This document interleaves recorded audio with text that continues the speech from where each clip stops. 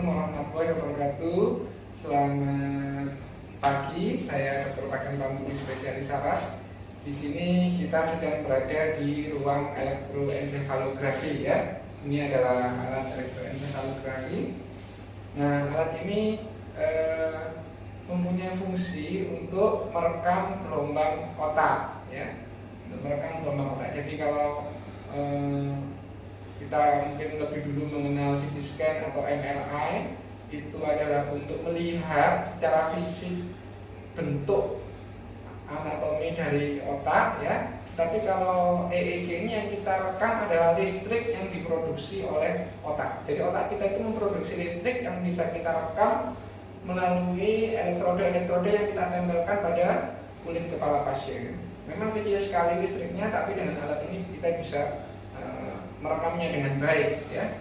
Lalu apa kegunaan alat ini? Terutama adalah untuk menegakkan diagnosis dari pasien-pasien dengan keluhan kejang dan epilepsi. Walaupun masih banyak juga kegunaan yang lain ya. Misalnya yang kita gunakan juga EEG untuk pasien-pasien dengan gangguan gerak ya, pasien dengan nyeri kepala ya, pasien dengan ensefalopati, bisa kita bantu tegakkan diagnosisnya dengan EEG. Tapi memang kegunaan utamanya adalah untuk menegakkan diagnosis kejang dan epilepsi. Jadi seperti itu. Kita di Rumah Sakit Ulin secara rutin melakukannya kira-kira dalam satu hari itu antara 3 sampai 5 pasien ya. Memang sebagian besar anak-anak, tetapi tidak jarang juga dewasa bahkan orang tua. Tidak jarang juga pasien dari stroke center ya, yang kita lihat CT scan-nya ini sebetulnya tidak ada kerusakan yang parah, tetapi kenapa pasiennya itu tetap tidak sadar? Ternyata setelah kita diagnosis dengan alat EEG itu, kita tahu bahwa sebenarnya pasien ini kejang ya, tetapi tidak dalam bentuk yang konvulsif, yang kita sebut dengan non konvulsif status epilepticus. Itu bisa kita ketahui dengan alat ini. Kalau pada pasien epilepsi, kita bisa melakukannya secara rutin untuk evaluasi ya. Pertama untuk penegakkan diagnosisnya, kemudian setiap 3 atau 6 bulan sekali untuk melihat kemajuan terapinya ya. Kemudian kalau pasien bebas kejang dalam 2 tahun, ini kita gunakan sebagai dasar untuk menentukan apakah pasien bisa lepas obat atau tidak ya. Itu untuk pasien epilepsi. Kalau untuk tadi yang untuk pasien-pasien yang non epilepsi ya, jadi kita untuk membedakan ini kejang atau bukan ya. Biasanya cukup sekali kita lakukan. Kalau memang bukan kejang, that's okay ya. Tetapi kalau misalnya dari dokter klinisi yang menuju ingin evaluasi ulang dalam 3-6 bulan, tetap kita layani ya, dan jangan khawatir, terlayani oleh BPJS ya, tercover penuh oleh BPJS.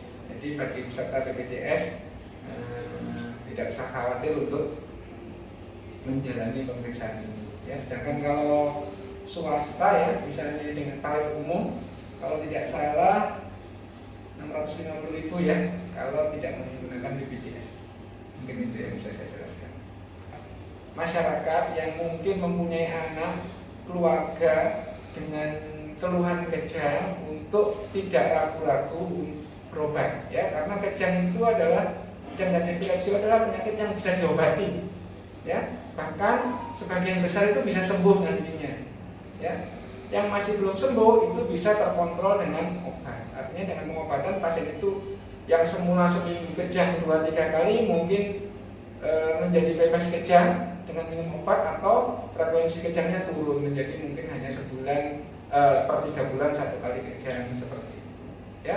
Dan dengan berobat epilepsi secara rutin, kita menyelamatkan otak anak atau keluarga atau sahabat kita ya. Sebab orang kalau kejang berkali-kali, itu tentu fungsi otaknya akan semakin menurun. Itu pesan saya, untuk tidak ragu-ragu berobat jika memiliki penyakit kejang atau epilepsi ya. Itu semua bisa diobati, dan obat-obatannya pun semua tercover oleh BPJS. Mungkin itu yang bisa saya sampaikan kepada masyarakat.